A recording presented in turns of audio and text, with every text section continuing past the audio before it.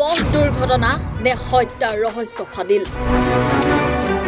হাউলিৰ পিতা পুত্ৰক পৰিকল্পিত হত্যাৰ অভিযোগ হত্যা কৰি দুৰ্ঘটনাৰ ৰূপ দিয়াৰ চেষ্টা হত্যাকাৰীৰ হত্যাকাণ্ডত জড়িত অভিযুক্তক গ্ৰেপ্তাৰ আৰক্ষীৰ পৰিকল্পিতভাৱে বলেৰো বাহনেৰে খুন্দিয়াই হত্যাৰ চেষ্টা কৰিলে হাউলিৰ দুই পিতা পুত্ৰক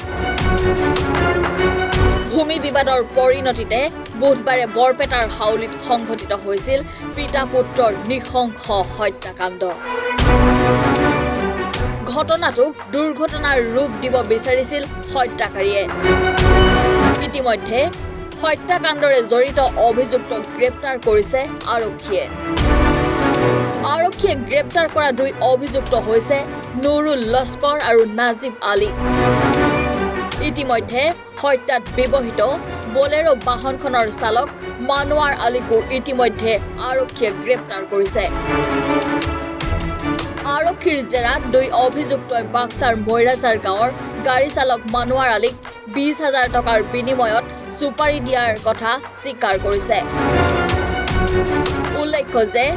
বুধবাৰে নিশা বৰপেটাৰ হাউলিৰ জয়পুৰত সংঘটিত এক মটৰচাইকেল দুৰ্ঘটনাত নিহত হৈছিল আব্দুল মান্নান আৰু আব্দুল ৰেজাক নামৰ দুই পিতা পুত্ৰৰ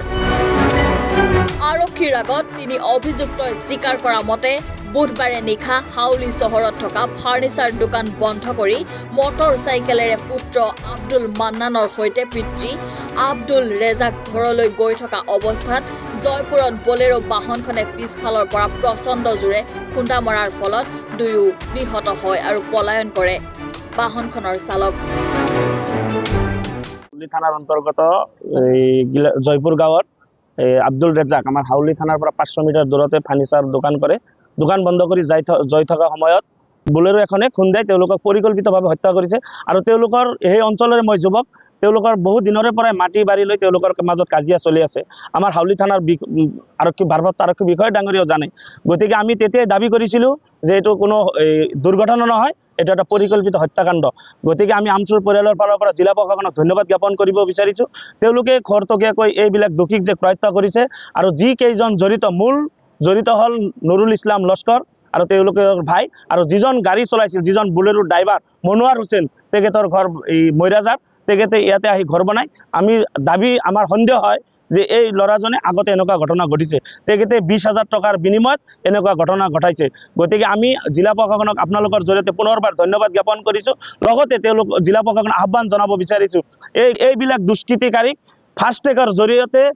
মানে শাস্তি হ'ব লাগে ফাঁচি হ'ব লাগে আমচুৰ পৰিয়ালৰ দাবী জনাইছোঁ এইবিলাক মানুহ পৃথিৱীত জীয়াই থকাৰ নৈতিক অধিকাৰ হেৰুৱাই পেলাইছে দুজনক হত্যা কৰা হৈছে সেই দুজন হল তেওঁলোকৰ নিজৰ খুৰাকৰ ল'ৰা গতিকে তেওঁলোকে যদি নিজৰ খুৰাকে এটা পৰিয়ালৰে মানুহ যদি তেওঁলোকৰ এই পৰিয়ালৰ মানুহকে হত্যা কৰিব পাৰে আমাক আপোনাক হত্যা কৰা তেওঁলোকে 1 মিনিটো নাপাবে এটা পৰিয়াল অন্ধকাৰলৈ ঠেলি দিছে গতিকে এই ৰেজ্জাকৰ পৰিয়াল এতিয়া আকাশখন চাল বনাই মাটিখন বিছনা বনাই তেওঁলোকে থাকিব লগা হৈছে আজি অন্ধকাৰত তেওঁলোকে ঠেলি দিছে এটা এই ৰেজ্জাকৰ এটা 5 বছৰীয়া ল'ৰা আৰু এটা 10 বছৰীয়া ল'ৰা আজি এই মাকে লৈ কেনেকৈ জীয়াই থাকিব গতিকে একমাত্ৰ উপাৰ্জনকাৰী ৰেজ্জাক আৰু ৰেজ্জাকৰ ডাঙৰ ল'ৰাটো 20 বছৰীয়া যিজন আব্দুল মান্নান তেওঁলোকক হত্যা কৰা হৈছে গতিকে আমি আমচুৰ পৰিয়ালৰ পৰা পুনৰবাৰ আপোনালোকৰ জৰিয়তে জিলা প্ৰশাসনক আহ্বান জনাইছোঁ যে তেওঁলোকক ফাষ্ট ট্ৰেকৰ জৰিয়তে তেওঁলোকক ফাঁচি হ'ব লাগে হাউলিৰ পৰা কৌশিক দাসৰ ৰিপৰ্ট এনি ভাৰত 24